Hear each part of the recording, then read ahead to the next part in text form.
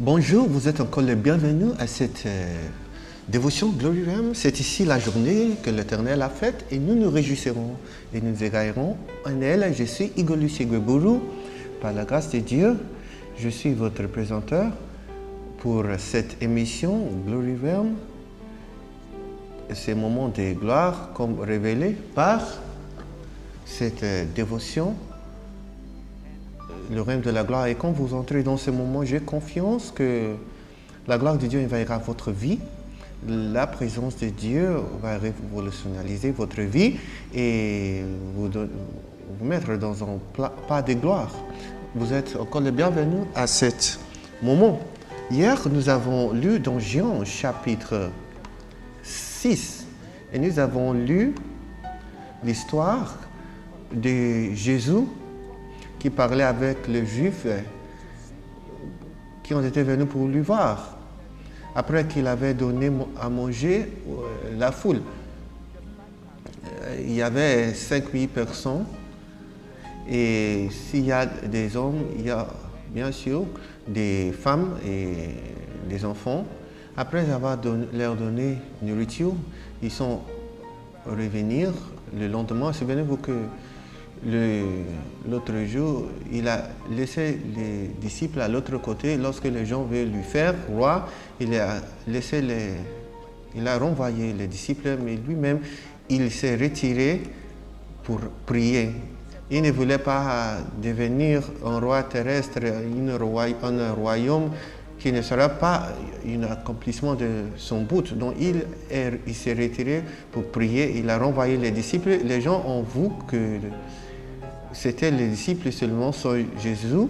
Ils ont remarqué que Jésus n'était pas dans la barque, mais le lendemain, voici, il était avec les disciples.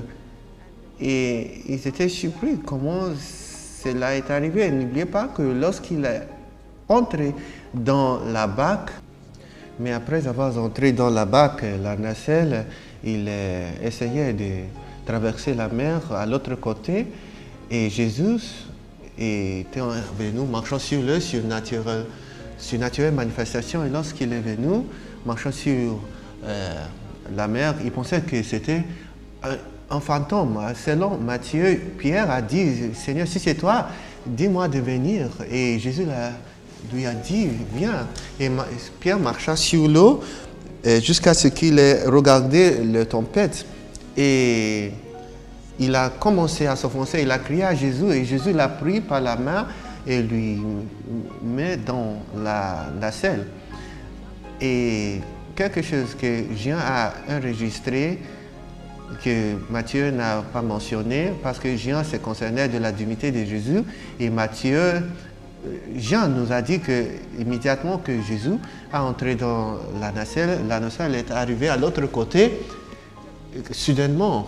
Elle a disparu et c'était une manifestation surnaturelle qui ne peut pas être répliquée. La gloire de Dieu a fait cela, la présence de Jésus. Lorsque Jésus est dans votre nacelle, il n'y a tempête qui peut vous empêcher.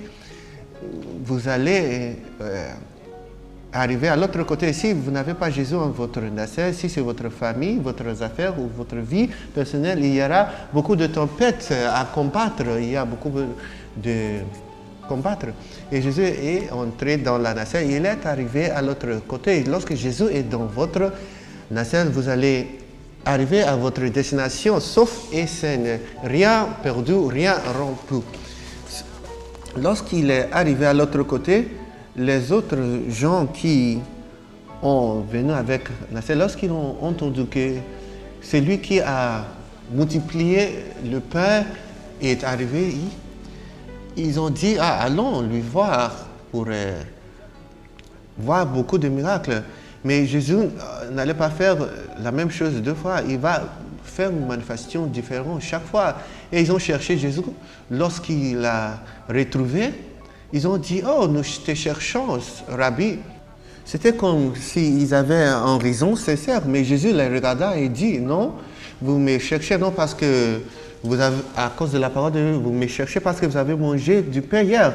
Verset 26 a dit que Jésus leur répondit, je vous dis,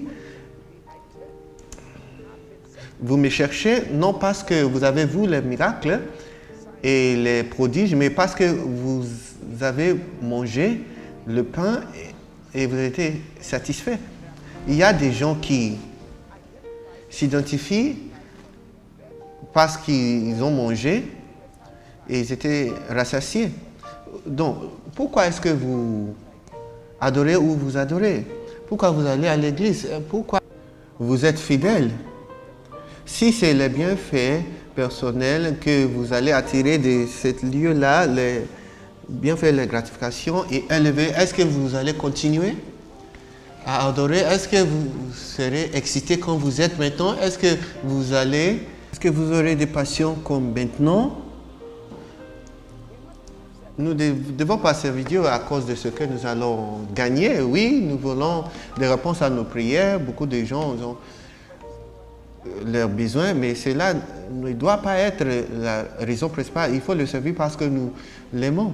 Et si nous le servons comme ça, il y aura des différences. Et si Dieu est votre priorité, il va prendre soin de votre besoin. Jésus a dit dans Matthieu chapitre 6 que votre Père céleste, il sait bien que vous avez besoin de toutes ces choses, mais il a dit recherchez d'abord le royaume de Dieu et sa justice et toutes ces choses vous seront ajoutées.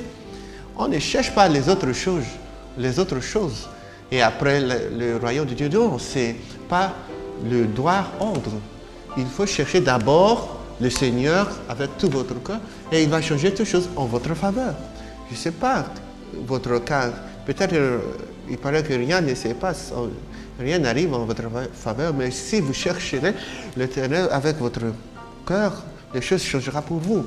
Peu importe ce qui paraît aujourd'hui, ce que vous voyez aujourd'hui, si vous fixez vos regards sur Jésus, vous allez voir ce qu'il va faire en votre vie. C'était un bon temps avec vous sur cette émission. Gloire, que la main de Dieu soit forte sur vous, que sa gloire reste sur vous. Si vous n'avez pas donné de votre vie à Jésus, voici le jour pour le faire, voici le temps.